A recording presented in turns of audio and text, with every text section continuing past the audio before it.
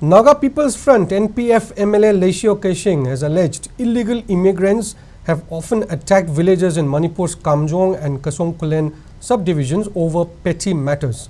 MLA of 43 Phunyar Assembly constituency in Manipur has written to Chief Minister N. Biren alleging the number of illegal Myanmar nationals living in shelter homes in 8 villages have outnumbered the locals, leading to insecurity among the locals.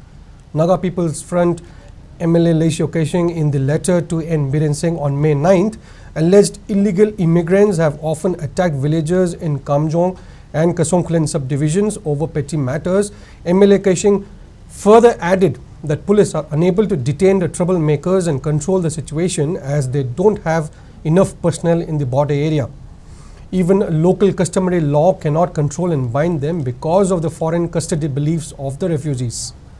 There have been numbers of incidents of killings and kidnappings of local residents committed by the immigrants, but the culprits could not be apprehended as they abscond and cross the border where neither customary law nor Indian law could be enforced, said the MLA of the NPF, which is an ally of the ruling BJP.